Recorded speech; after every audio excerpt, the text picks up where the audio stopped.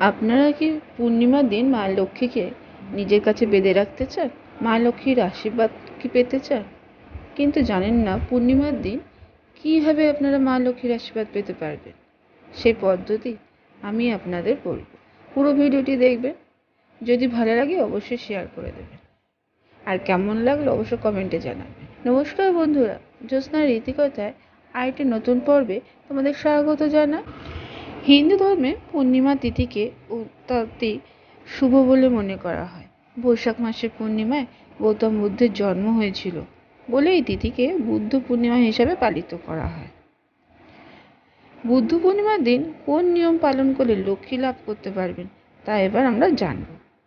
শাস্ত্র অনুযায়ী পূর্ণিমার দিন সকাল 10টা নাগাদ অশ্বত্থ গাছে মা লক্ষ্মীর আগমন ঘটে।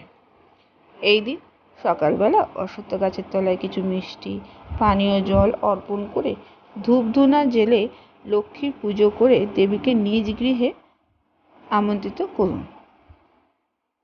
বুদ্ধ পূর্ণিমার দিন শিবলিঙ্গে মধু, কাঁচা দুধ, বেলপাতা এবং ফল দিয়ে পুজো করলে মহাদেব সন্তুষ্ট হন। এই দিন সাদা চন্দনে জাফরান মিশিয়ে শিবলিঙ্গে প্রলেপ দিলে পারিবারিক কলহ থেকে দূর হবে এবং শান্তি পাবে। বুদ্ধ পূর্ণিমার দিন বাড়ির প্রবেশদ্বারে আম পাতা দিয়ে অবশ্যই সাজাবেন, এতে বাড়ির পরিবেশ শুদ্ধ থাকে। এরপরে বলি, সুখী দাম্পত্য জীবনের জন্য পূর্ণিমার দিন শারীরিক সম্পর্ক থেকে একটু বিরত থাকুন। এদিন জুয়া, মদ্যপান, তামসিক বস্তুর সেবন অনুচিত, সেগুলো থেকে একটু দূরে থাকুন। পূর্ণিমার দিন সত্যনারায়ণ পুজো দিন।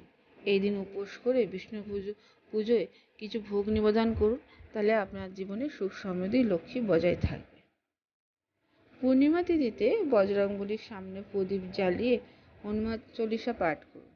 108 বার ওম রামদূতায় নমঃ মন্ত্রটি জপ করুন। এতে আপনার জীবনে যত বাধা বিঘ্ন আছে সব দূর হয়ে যাবে। পূর্ণিমার দিনে কোনো পবিত্র নদীতে স্নান করলে শুভ ফলদায়ক হিসাবে বিবেচিত হয়।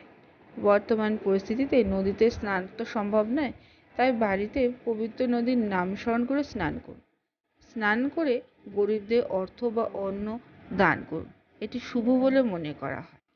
পূর্ণিমার দিন অর্থাৎ বৈশাখী পূর্ণিমা বা বুদ্ধ পূর্ণিমার দিন বাড়িতে কখনো কলহ বাঁধাবেন না। যে গৃহে স্বামী স্ত্রীর মধ্যে বিবাদ হতে থাকে সেখান থেকে সুখ সমৃদ্ধি চলে যায়।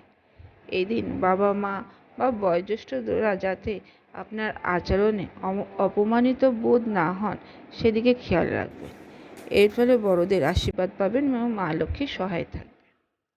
এই কয়টি নিয়ম পালন করবেন, তাহলে দেখবেন আপনার পরিবারের সুখ সমৃদ্ধি মা লক্ষ্মী সবসময় বজায় থাকবে। আশা করি ভিডিওটি তোমাদের ভালো লাগবে, আর ভালো লাগলে অবশ্যই সাবস্ক্রাইব করে দিও। আজকের পর্বটি এখানেই শেষ করলাম। আবার আগামী পর্ব নিয়ে তোমাদের কাছে আবার হাজির হয়ে যাব। ততদিন তোমরা ভালো থাকো এবং সবাইকে ভালো রাখতে সাহায্য করো। হরে কৃষ্ণ।